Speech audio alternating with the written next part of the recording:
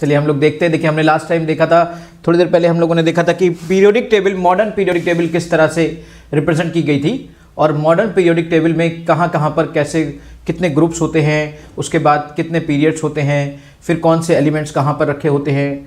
इन चीज़ों को आपने देखा था लास्ट टाइम और मैं एक बार फिर से उन बातों को रिवाइज कर देता हूँ। देखिए आपके पास ये था, इस तरह का मैंने एक पीरियोडिक टेबल आपको रिप्रेजेंट किया था और इस पीरियोडिक टेबल में हमने बताया था कि जो फर्स्ट एलिमेंट है, जो फर्स्ट ग्रुप है हमारा, उस फर्स्ट ग्रुप में ये फर्स्ट ए ग्रुप है, फर्स्ट ए ग्रुप इसे कहते हैं। और वैसे मॉडर्न पीरियोडिक टेबल में क्या हो रहा है कि 18 ग्रुप्स बना दिए गए, 1 2 and 3 4 5 6 7 8 9 10 11 12 13 14 15 16 17 18। ये मॉडर्न पीरियोडिक टेबल का बहुत ही लेटेस्ट फॉर्मेट है। अगर हम कहें बोर की बात करें कि बोर ने इसको किस तरीके से एक्सटेंड किया था, तो उन्होंने इसे ए और बी ग्रुप में डिवाइड किया था। पहले जो ये होता था वह इस तरह से होता था कि 1 2 3 ए वाले अलग से लिखे जाते थे, ए। तो ये इन्होंने क्या किया था कि रिप्रेजेंटेटिव एलिमेंट्स को ए उसमें कर दिया था और बाकी के ट्रांजिशन एलिमेंट्स को बी में कर दिया था, इन्हें ट्रांजिशन एलिमेंट्स को बी में कर दिया था। अब यहाँ देखिए फर्स्ट ए और ये एस ब्लॉक और पी ब्लॉक सब आपके रिप्रेजेंटेटिव एलिमेंट्स कहलाते हैं बेटा। तो बेसिकली उनके टर्म में इन्हें रिप्रेजेंटेटिव एलिमेंट्स कहा जाता था, जो कि यहाँ पर आपको 3A 4A 5A 6A 7A ये दिखाई दे रहे हैं। और ये जो 8A है ना, ये आपके एक बिल्कुल सेपरेट नोबल गैसेस का ग्रुप है और ये आपका हेलोजेंस का ग्रुप है। इसको बेटा इस वाले ऑक्सीजन के ग्रुप को, ऑक्सीजन फैमिली को, ये आपकी हेलोजन फैमिली हो गई।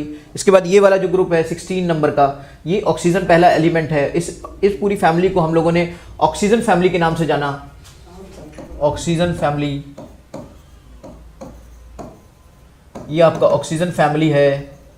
इसके अलावा इस ऑक्सीजन फैमिली को हम लोग एक और वर्ड है जिससे हम जानते हैं, जिसे हम कहते हैं चाल्कोजन। इसको हम इस वाली फैमिली को चाल्कोजन भी कहते हैं। इस वाली फैमिली को this family is also called chalcogen family. And ये this is 15 group and 15 group first element is nitrogen. It mean this is called nitrogen family. और you can say also pnictogen, pnictogen, इस type की निकोजन family है, निकोजन और nitrogen family कह सकते हैं। This is carbon family, carbon family ये कहलाती है, पहला एलिमेंट है। फिर ये बोरॉन फैमिली कहलाती है। ये आपके फर्स्ट ग्रुप के यहां से लेकर यहां तक ये आपका ये ट्रांजिशन एलिमेंट्स की पहली कैटेगरी, पहली लिमिट, यानी कि 3D सीरीज इसे कहते हैं हम। This is called 3D series, ये आपकी 3D सीरीज कहलाती है। The second is 4D series, ये आपकी 4D series, this is called 4D series. This is called 5D series, इसको हम 5D सीरीज कहते हैं। And this is called 6D series, 6D series. इस 6D सीरीज में आपने देखा कि यहां तक अभी एलिमेंट्स को ऑब्जर्व किया गया है और ये स्पेसेस आपके पूरे के पूरे खाली हैं। देखिए 111, 112, 113। अब अगर इस तरह से भी अब IUPAC ने एक लेटेस्ट नोमेनक्लेचर डेवलप किया है कि अगर कोई 112 एलिमेंट का, 112 एटॉमिक नंबर का, ये पूरा की पूरा एटॉमिक नंबर पर बेस्ड है सब कुछ, तो ये जो 112 एटॉमिक नंबर है, इस एलिमेंट को अगर डिस्कवर किया गया तो उसका नाम क्या होगा और उसकी प्रॉपर्टीज क्या होंगी, वो सब चीजें आप यहां से ऑब्जर्व कर सकते हो। इस वाले इन दोनों ग्रुप्स को, फर्स्ट और सेकंड ग्रुप को मिलाकर इन दो ग्रुप्स के कॉम्बिनेशन को कहा गया एस ब्लॉक। इधर जो जितने भी ए हैं, ये 3A यहां से लेकर और लास्ट तक के, इन सबको कहा गया पी ब्लॉक। अब एस ब्लॉक, पी ब्लॉक की कंडीशंस क्या हैं, किन को एस ब्लॉक में रखते हैं, किन को पी ब्लॉक में रखते हैं।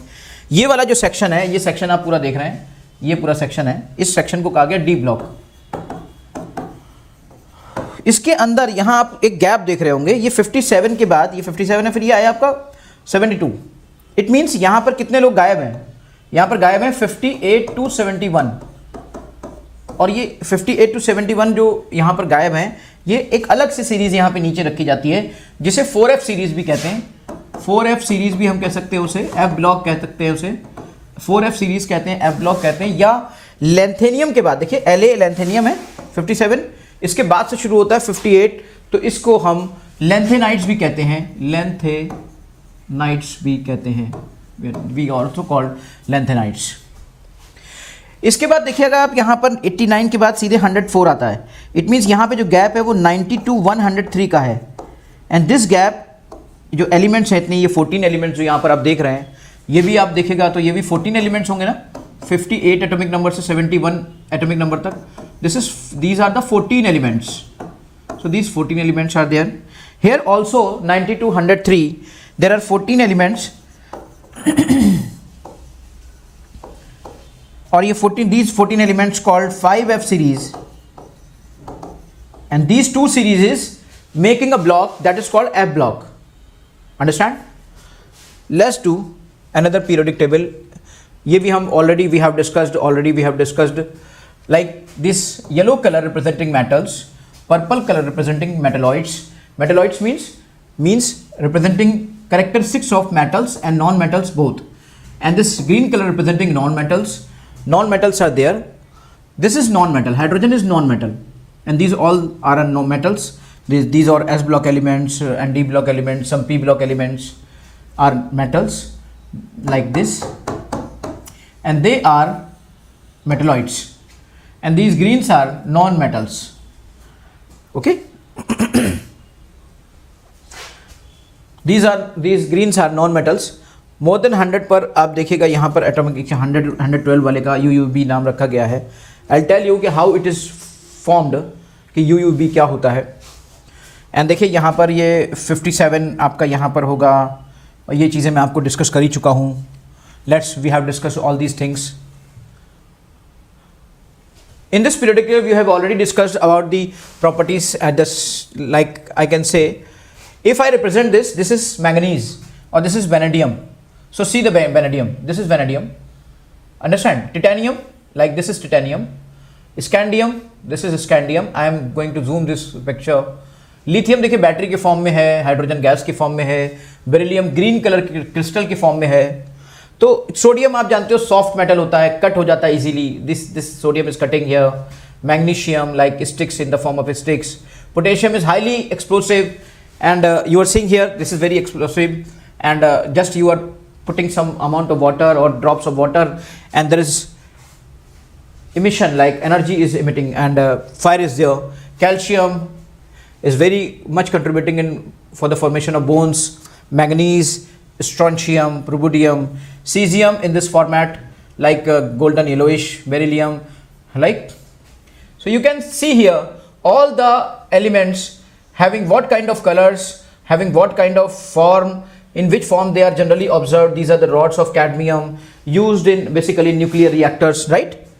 And you know very well SN, germanium, silicon, like you can make all the silicon is very good polymer content compound, making phosphorus in different colors, sulfur in yellow colors, fluorine, chlorine is gas, bromine liquid, iodine is like somewhere solid. Sublimation होता है, सब्लिमेटिंग compound है. यहाँ पे देखिए ये solid है, ये सीधे directly it is going into the gas form. So this is iodine. You can see here this is very very nice presentation of the all.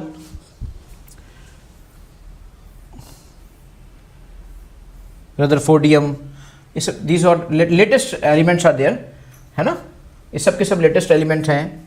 क्वाड्रिडियम, pentium, hexium, means one, means one, quadium means 4, 114 के लिए quadium, tritium यानी 113, blum 112.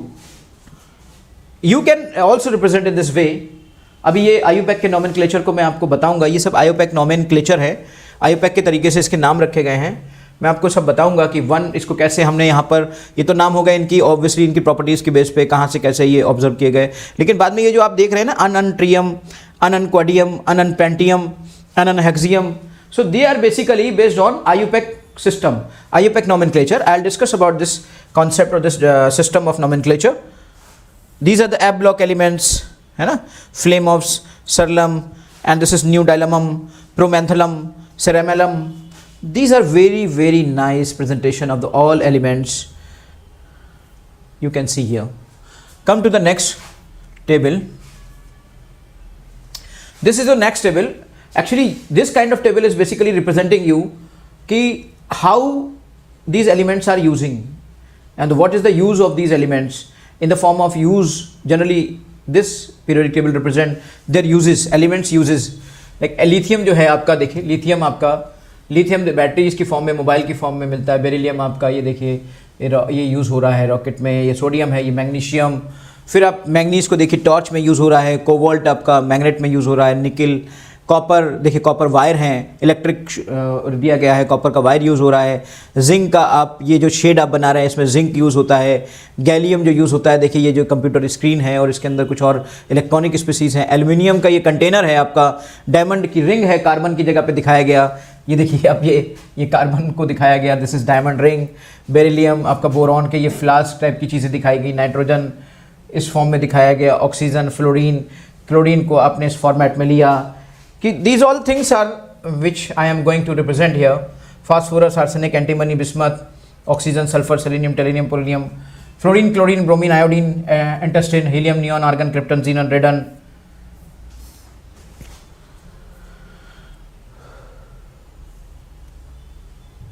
Okay तो यहाँ पर अगर आप ध्यान से देखें, यू कैन सी हियर कि ये यही चीज़ वहाँ पे ये लैंथेनाइट सीरीज थी। लैंथेनाइट सीरीज थी और लैंथेनाइट सीरीज में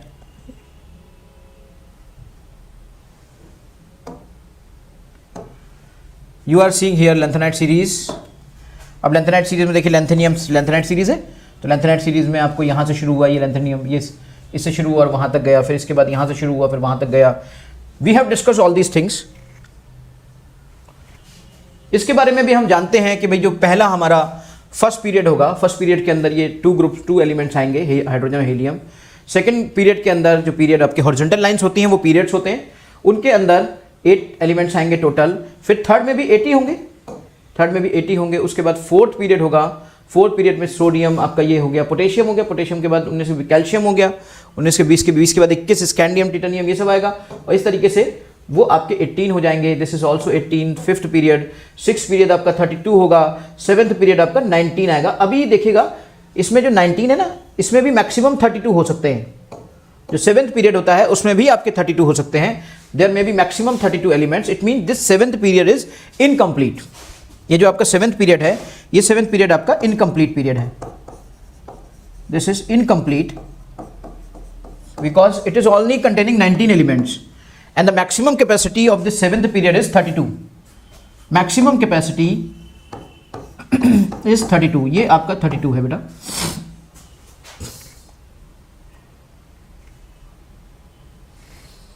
you know very well कि ये जो पहला ग्रुप होगा, फर्स्ट ग्रुप, इसको हम एल्कली मेटल्स कहेंगे, दूसरे वाले ग्रुप को एल्कलाइन अर्थ मेटल कहेंगे। ये मैं सब बता चुका हूँ आपको। Boron family, carbon family, nitrogen family, oxygen family. Oxygen family को चाल्कोजन भी कहा गया, इसको नाइट्रोजन भी कहा गया, इसको halogen family, inert elements. We have already discuss these all things.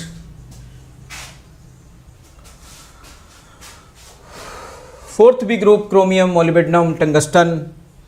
6-7 B group merits, long form of the periodic table over Mendeleev periodic table. Obviously there are so many merits are there.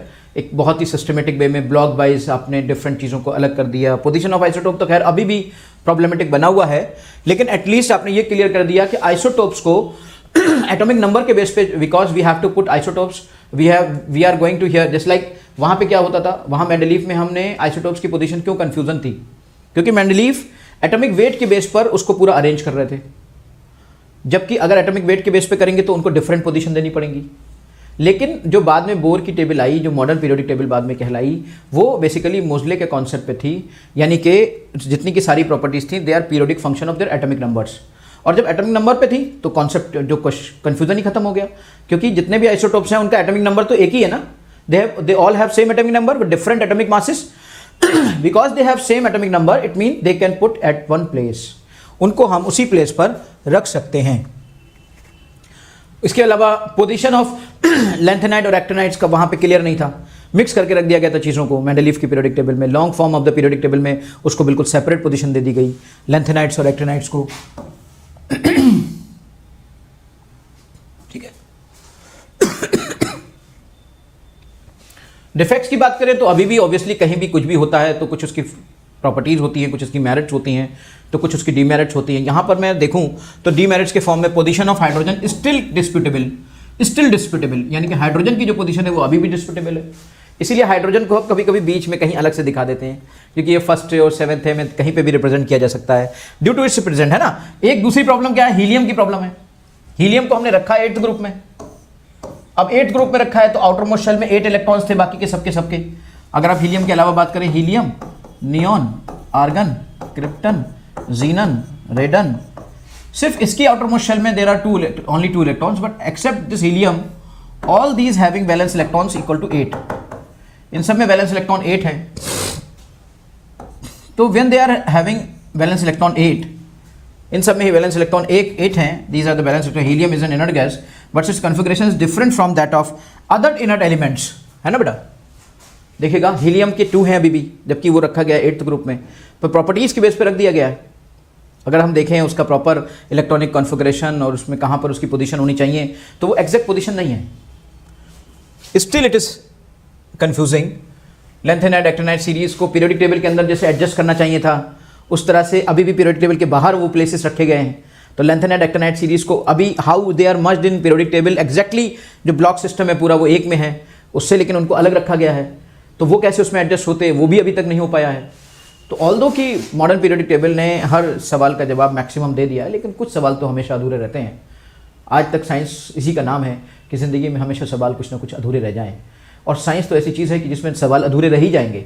आज तक जितनी भी property, जितनी भी, अब पहले कभी Einstein ने कुछ कहा तो स्टीफन हॉकिंग ने कुछ आके उसको एक्सटेंड कर दिया। स्टीफन हॉकिंग ने आज जो कहा है वो ऐसा लग रहा है जैसे अल्टीमेट है, पर आगे कभी कोई और आएगा और उसके भी आगे एक्सटेंशन देगा। चलिए फिर हम इसको समझते हैं, अब एलिमेंट्स को, पूरी पीरियोडिक टेबल को, ब्लॉक वाइज सिस्टम को देखते हैं कि ब्लॉक वाइज सिस्टम में क्या हो सकता है। ब्लॉक वाइज सिस्टम की प्रॉब्लम, ब्लॉक वाइज सिस्टम को देखते हैं कि ब्लॉक वाइज सिस्टम यहाँ पर किस तरीके से ये रिप्रेजेंट नहीं कर रहा है। देखिएगा ज़रा, अब एस ब्लॉक एलिमेंट, ये आपका एस ब्लॉक एलिमेंट, इसमें there are 2 groups, first group and second group, ये हम जानते हैं एस ब्लॉक एलिमेंट्स हैं। फिर ये आपके पी ब्लॉक एलिमेंट्स हैं सारे के सारे। पी ब्लॉक एलिमेंट्स में ऑल्दो यू कैन से, अब देखिए यहाँ पर ये 1s है, ये 1s2 होता, रखा इसमें जा रहा है, तो इसकी पोजीशन, तभी तो हीलियम की पोजीशन आज तक डिस्प्यूटेबल है, और यहाँ हाइड्रोजन की पोजीशन डिस्प्यूटेबल है, तो हाइड्रोजन और हीलियम की पोजीशन आज भी डिस्प्यूटेबल है। ब्लॉक में रखने की डेफिनेशन क्या है कि कौन सा एलिमेंट किस ब्लॉक में जाएगा, इसकी डेफिनेशन क्या है। आप सब समझ गए कि भाई ये एस ब्लॉक है, ये पी ब्लॉक है, ये डी ब्लॉक है, ये आपका एफ ब्लॉक है। बट इनमें ब्लॉक में रखने की डेफिनेशन क्या है। जैसे एस ब्लॉक में रखने की क्या डेफिनेशन है, एस ब्लॉक में रखने की ये डेफिनेशन है कि when last electron enter in S orbital, last electron enter in S orbital, अगर लास्ट इलेक्ट्रॉन एस ऑर्बिटल में एंटर करता है, तो आप सब जानते हो एस होता है, पी होते हैं, डी होता है, एफ होता है, ये सारे के सारे ऑर्बिटल्स होते हैं, सबशेल होते हैं, और उन सबशेल के ये ऑर्बिटल्स होते हैं। When last electron enters in s orbital, so that is called, वो आपको, वो जितने भी ऐसे एलिमेंट्स होंगे जिनका लास्ट इलेक्ट्रॉन s ऑर्बिटल में एंटर करेगा, वो s ब्लॉक में पुट किए जाएंगे, उनको s ब्लॉक में एक जगह पे रखा जाएगा। अब देखिए यही पोजीशन गड़बड़ होगी। हीलियम का लास्ट इलेक्ट्रॉन, हीलियम क्या है, हीलियम का कॉन्फ़िगरेशन है 1s2, it means last electron is entering in s orbital, it means it should be in s block, but it is actually is a part of p block elements due to the properties of inert gases. तो ये कहीं ना कहीं disputable आज भी बना हुआ है। खैर उसको छोड़ देते हैं। अब हम समझते हैं कि भाई पी ब्लॉक एलिमेंट्स की डेफिनेशन क्या है। सिमिलरली पी ब्लॉक की होगी कि when the last electron enters in the, when the last electron